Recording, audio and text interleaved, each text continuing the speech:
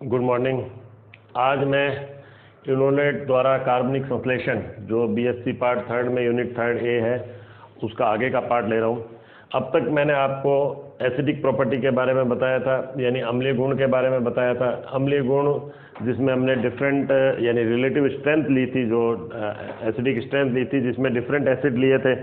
और यहाँ पर हमने लिया था ketone, ester, acetoacetic ester, malonic ester, इनकी आपस में तुलना करी थी। हमने इन दो एसिटोएस्टिक एस्टर और मेलोनिक एस्टर जो इस चैप्टर के अंदर है उसके बनाने की विधि ली थी। और फिर हमने जो मेन टॉपिक लिया था वो था एसिटोएस्टिक एस्टर का एल्काइलेशन, यानी यहाँ जो हमको रिएक्शन देखनी है कि हम किस तरीके से एल्काइलेशन करके और हम आगे का प्रोडक्ट बना सकते हैं। दो तरह के हमने जल अपघटन लिए थे, एसिडिक हाइड्रोलिसिस और कीटोनिक हाइड्रोलिसिस। अम्लीय जल अपघटन में तो हमें क्या मिला था, यानी कि अम्लीय जल अपघटन में हमें कार्बोक्सिलिक अम्ल मिला था, और कीटोनिक जल अपघटन में हमें क्या मिला था, कीटोन मिला था। यानी कार्बोक्सिलिक अम्ल किसमें मिला था, अम्लीय जल अपघटन में जो एल्कोहलिक KOH की प्रेजेंस में होता है, और कीटोनिक जल अपघटन में हमें तनु अम्ल या तनुसार या जो भी BaOH2 इनकी प्रेजेंस में हमने लेते हैं तो कीटोनिक जल अपघटन होता है और हमें कीटोन मिलता है। अब ये जो एल्काइलेशन से हमने डिफरेंट तरह के प्रोडक्ट भी देख लिए थे। अब नेक्स्ट हमारा आता है इसके अंदर, वो है डाई कार्बोक्सिलिक अम्ल का निर्माण। अब इसमें भी हम डिफरेंट तरह के डाई कार्बोक्सिलिक अम्ल बनाएंगे और वो एल्काइलेशन के थ्रू ही बनाएंगे। किस तरह से एल्काइलेशन लेंगे वो मैं भी आपको बता रहा हूँ। ये हमने लिया, जैसे हमने एसिटोएस्टिक एस्टर ही लिया, क्योंकि मेनली हम एसिटोएस्टिक एस्टर ले रहे हैं और हम बना क्या रहे हैं अब की बार, डाई कार्बोक्सिलिक अम्ल। तो हमने लिया CH3CO CH2 COO C2H5 acetoacetic ester या इथाइल एसिटोएसिटेट। इसकी हमने करवाई किसके साथ रिएक्शन, C2H5ONA, यानी नेगेटिव, ये इधर हो गया पॉजिटिव। और हमें ये पता है क्या हो जाएगा, CH3CO CH NA प्लस, और इधर हमने कह दिया COO C2H5। क्लियर यहाँ तक। अब इसी तरह का हमने एक और ले लिया, यानी ये तो एक मॉलिक्यूल, एक मोल ले लिया हमने, इसी तरह से हमने दूसरा भी ले लिया, CH3CO CH2 COO C2H5। Same इसकी रिएक्शन इसी प्रकार से करवा दी हमने। और यहाँ हमने ले लिया CH3CO CH Na प्लस और COO C2H5। क्लियर यहाँ पर। इस Na को भी मैं नीचे की तरफ लिख देता हूँ, इस Na को मैं यहाँ लिख देता हूँ एक बार, कोई फर्क नहीं पड़ता, दोनों में एक ही चीज़ है। हमने यहाँ ले लिया। अब इसकी हम रिएक्शन करवाते किससे, दो बन गए हमारे पास, यानी सोडियम सॉल्ट ऑफ एसिटोएस्टिक एस्टर, इधर भी सोडियम सॉल्ट ऑफ एसिटोएस्टिक एस्टर हमने दो लिए, 2 मोल हमने लिए। अब हमने यहाँ पर एक मॉलिक्यूल ले लिया CH2NX2, यानी हमने क्या ले लिया, CH2NX2। अब ये क्या है, ये भी हम लेते हैं। अब इसकी हमने रिएक्शन, ये रहा NaX, ये निकल गया यहाँ पर, ये रिएक्शन ये इधर से करवा दी।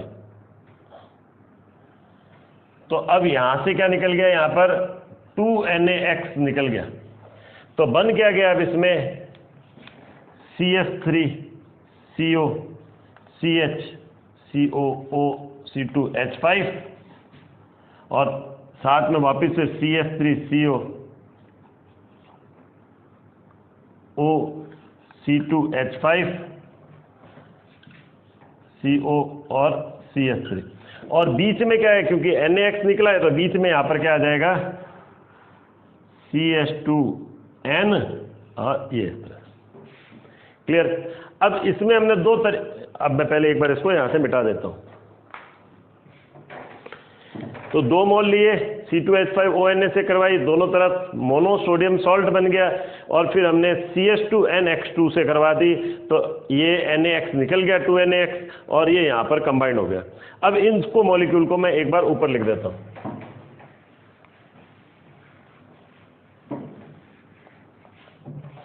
मैं वापस से इसे लिखता हूँ, CH3CO CH COO C2H5, और यहाँ हमने कर दिया CH2N, और वही CH CO O C2H5, ये CH3 और CO।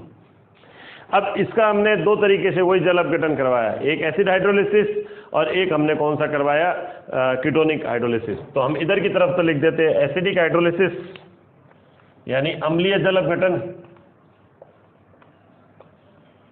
अम्लीय जल अपघटन का मतलब क्या होता है कि उसमें अम्ल बनेगा, यानी कैसे करेंगे हम उसमें, इस प्रकार से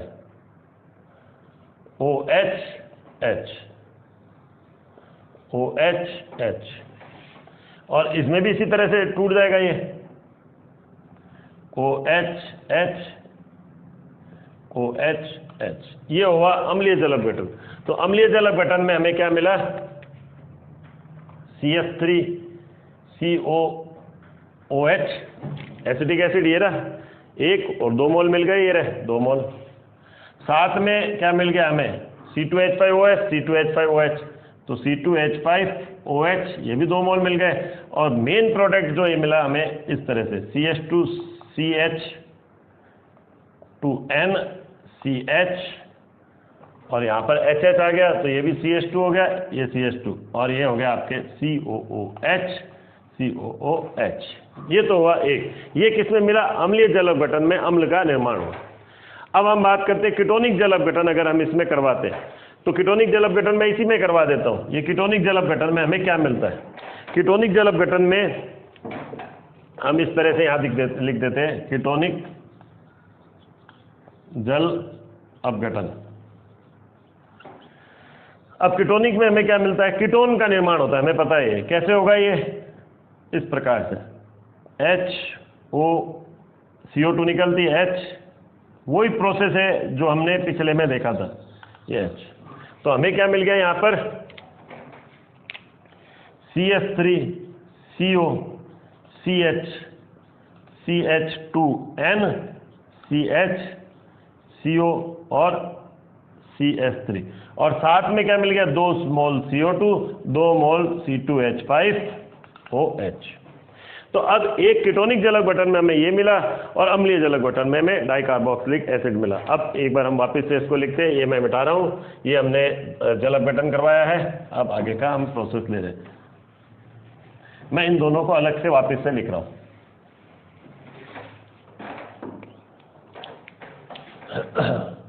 CH2 COOH CH2N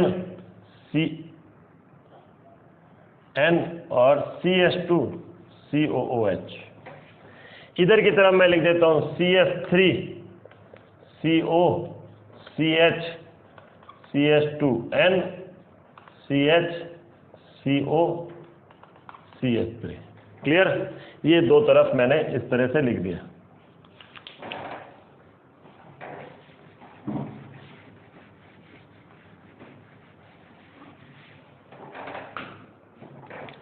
अब हमने चूंकि बीच में क्या लिया था, CH2N, तो मैं एक बार इसको जो बीच में लिया था वो मैं यहां लिख देता हूं।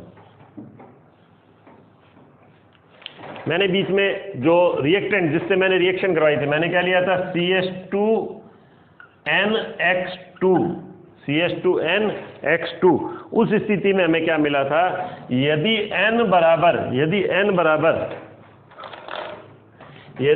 बराबर हमने 0 रखा तो हमें क्या मिला यहाँ पर, X2 पहला कंडीशन, यानी हम X2 से रिएक्शन करवा रहे हैं। तो हमें इस स्थिति में यहाँ प्रोडक्ट क्या मिलेगा, CH2COOH CH2COOH, यानी क्या मिला, ये सक्सिनिक अम्ल। अब मान लो हम कह रहे हैं कि नहीं, हम ये नहीं ले रहे, हम ये वाला ले रहे हैं। अब इस स्थिति में अगर ये N 0 हो गया तो हमें क्या मिला, CH3CO CH, ये यहाँ पर CH2 आएगा, 1 2 3, ये भी CH2 और CH2 CO और CH3। तो यहाँ में क्या मिला, यहाँ में मिला अल्फा बीटा और गामा। तो गामा डाई कीटोन का निर्माण हुआ। अब हम ले रहे हैं, मान लो दूसरा हमने लिया X2, ये N बराबर हमने 1 रखा, तो N बराबर 1 रखने पर हमें क्या मिलेगा, N बराबर 1 रखने पर हमें मिला CH2 और X2, यानी CH2X हमने ये लिया। तो ऐसी स्थिति में अब यहाँ क्या मिलेगा, यहाँ सबसे पहले देखते हैं। तो ये अगर हम लेते हैं CH2 CH2 CH2 COOH COOH, तो ये हमें क्या मिला, सक्सिनिक अम्ल के बाद ग्लूटेरिक अम्ल। तो और इस स्थिति में हमें क्या मिला, ये तो पहली स्थिति थी। दूसरी स्थिति CH3 CO CH2 CH2 CH2 CO CH3 alpha beta gamma delta. तो ये हो गया डेल्टा डाइकीटोन और ये हो गया ग्लूटेरिक अम्ल। यानी क्या बना इसमें, ये बना ग्लूटेरिक अम्ल।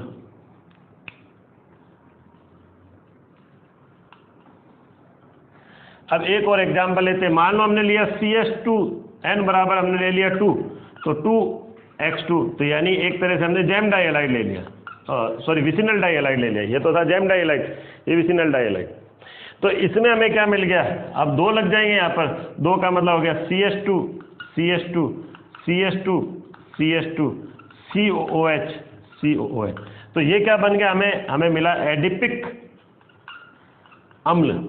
और इस स्थिति में हमें क्या मिला, ये इस स्थिति में तीसरे में इसमें हमें मिला, इसमें वैसे कोई आवश्यक नहीं है, जैसे इसमें तो हमारे ऊपर वाले में था डेल्टा डाइकीटोन हो गया, और इसको हम एक और CH2 यहाँ लगा देंगे तो डेल्टा डैश डाइकीटोन का निर्माण होगा। तो इस प्रकार से हमने एक ही रिएक्शन के द्वारा हमने एक तरह से 6 प्रोडक्ट का निर्माण कर लिया, यानी डाइकार्बोक्सिलिक एसिड भी बनाए और डाइकीटोन भी बना लिया हमने। अब ये जो गामा डाई, ये तो गामा डाइकीटोन हो गया, और इसी तरह से हो गया delta diketone delta dash diketone. तो गामा डाइकीटोन से भी हम एक रिएक्शन यहाँ देख सकते हैं। उसमें हम ये देखेंगे कि डेल्टा जो गामा डाइकीटोन है उससे हेट्रोसाइक्लिक होगी, किस प्रकार से बना सकते हैं। तो यानी इसी से हम लेंगे, तो आपको कंटिन्यूएशन पे करनी होगी कि पहले हमें ये अगर आपसे पूछा जाए एसिटोएस्टिक एस्टर से जो हेट्रोसाइक्लिक कंपाउंड है विषम चक्रीय यौगिक, उसका निर्माण कीजिए, तो आपको पहले गामा डाइकीटोन बनाना होगा और उसके बाद आगे की रिएक्शन करवानी होगी। बाकी अलग से टॉपिक मैं लूंगा ये, पर पहले एक बार हम इसी में ही लेते हैं।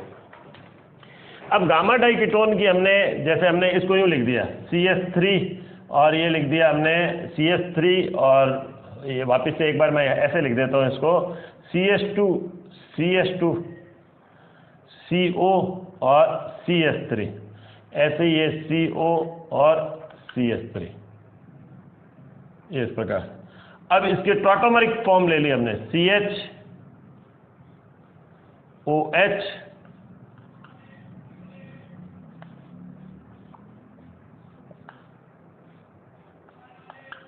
ये चला वही रूप हो गया इसका।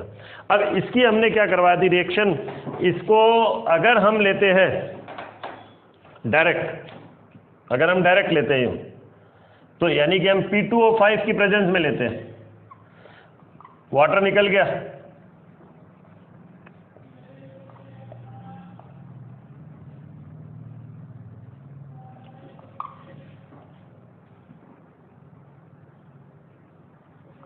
तो ये हो गया ऑक्सोल व्युत्पन्न।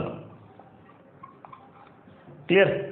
अब इसी की अगर मैं मान लो करवा देता हूं NH3 के साथ, या मैं इसकी करवा देता हूं NH3 के साथ, NH3 के साथ, तो NHHH, तो ये वाटर निकल जाएगा यहां से, ये रहा वाटर, ये मैं मिटा देता हूं वापस से, और ये मैंने दिखा दिया वाटर, और ऐसे ये भी वाटर।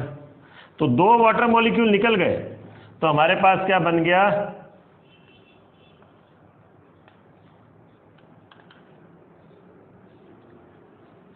ये हो गया पिरोल व्युत्पन्न। ये 2 हो गए, और वापस से हम एक बार यहाँ टॉटोमेरिक यही वाली फॉर्म लिख देते हैं, ये वाली फॉर्म मैं वापस यहाँ लिख रहा हूँ।